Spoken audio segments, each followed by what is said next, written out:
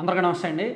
సచివాలయంలో ఈరోజు సాయంత్రం చంద్రబాబు నాయుడు గారు ముఖ్యమంత్రిగా బాధ్యతలు చేపట్టారు. నిన్న ప్రమాణ స్వీకారం చేసిన ఆయన తిరుమల వెళ్ళొచ్చి, అలాగే విజయవాడ కనకదుర్గమ్మ ఆలయానికి వెళ్ళి వచ్చి సాయంత్రం బాధ్యతలు స్వీకరించి 5 సంతకాలు చేశారు. మనందరం ఫాలో అయ్యాం కదా.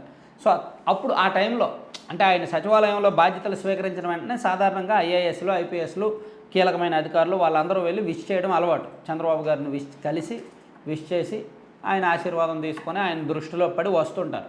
సాధారణంగా జరిగేది. ఎమ్మెల్యేలకైతే నియోజకవర్గ స్థాయి అధికారులు, మంత్రులకైతే జిల్లా స్థాయి అధికారులు, సీఎం గారికి అయితే రాష్ట్ర స్థాయిలో ఉన్న కీలక అధికారులు, ఇదంతా సాధారణంగా జరిగేది. అయితే కొన్ని ట్విస్టులు ఏంటంటే, చంద్రబాబు గారు అంటే తెలుగుదేశం పార్టీ ప్రతిపక్షంలో ఉన్నప్పుడు, వైసీపీ అధికారంలో ఉండగా కొంతమంది బ్యూరోక్రసీ అధికారులు, ఐఏఎస్లు, ఐపీఎస్లు మరీ ఓవర్ చేశారు. చట్టాలు, నిబంధనలు, రూల్స్ అవన్నీ పట్టించుకోకుండా వైసీపీ భజనలో ఆరితేరిపోయారు. వైసీపీ భజనలో నిమగ్నమైపోయారు. రూల్స్కి విరుద్ధంగా పనిచేశారు. వైసీపీ ఏం చెప్తే అదే చేశారు. చట్ట వ్యతిరేకంగా చాలా దారుణాలు చేశారు. కొన్ని పాపాలు మూటగట్టుకున్నారు. సో అందులో కీలకమైన అధికారులు, ఐఏఎస్లు, ఐపీఎస్లు, సీనియర్లు కూడా కొంతమంది ఉన్నారు. సో వాళ్ళకి చంద్రబాబు గారు అపాయింట్మెంట్లు ఇవ్వట్లేదు. వివాదాస్పద అధికారులకు వాళ్ళలో ఈరోజంట చంద్రబాబు గారిని కలవడానికి, సెక్రటేరియట్లో ఉన్న చంద్రబాబు గారిని కలవడానికి అజయ్ జైన్ గారు, ఐఏఎస్ శ్రీలక్ష్మి గారు, పిఎస్ఆర్ ఆంజనేయులు గారు ఐపీఎస్, సునీల్ కుమార్ గారు ఐపీఎస్, కేవీవి సత్యనారాయణ గారు వీళ్ళందరూ కూడా చంద్రబాబు గారు సచివాలయానికి వచ్చిన వెంటనే చంద్రబాబు గారిని కలవడానికి పోటీ పడ్డారంట. కానీ చంద్రబాబు గారు వీళ్ళెవరికి కూడా అపాయింట్మెంట్ ఇవ్వలేదంట, లోపలికి రానివ్వలేదంట. గతంలో అజయ్ జైన్ గారు ఏంటంటే సిఐడికి ఒక స్టేట్మెంట్ ఇచ్చారు. చంద్రబాబు గారు ఈ స్కిల్ డెవలప్మెంట్ స్కామ్లో ఆయన తప్పు చేశారని చెప్పి ఎటువంటి ఆధారాలు లేకపోయినా ఆయన స్టేట్మెంట్ ఇచ్చారు. అది చంద్రబాబు గారికి మనసులో ఉంది. అలాగే గతంలో చంద్రబాబు నాయుడు గారు స్కిల్ డెవలప్మెంట్ స్కామ్ కేసులో అరెస్ట్ అయినప్పుడు ఇంటెలిజెన్స్ చీఫ్గా పిఎస్ఆర్ ఆంజనేయులు గారు ఉన్నారు.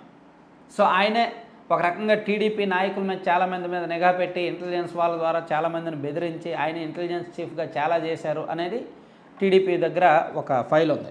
అందుకని పిఎస్ఆర్ ఆంజనేయులు గారిని కూడా పట్టించుకోవట్లేదు.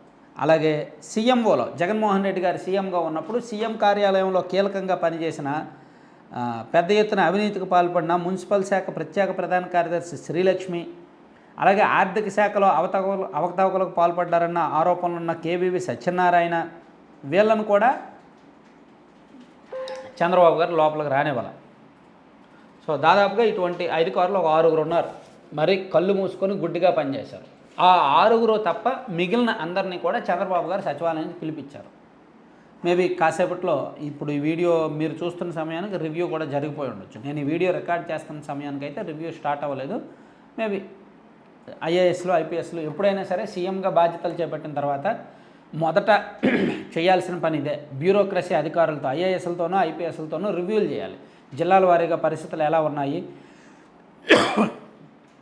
ఏ శాఖలో ఏ డిపార్ట్మెంట్లో పరిస్థితులు ఎలా ఉన్నాయి, ఇదంతా కూడా రివ్యూ చేయాలన్నమాట.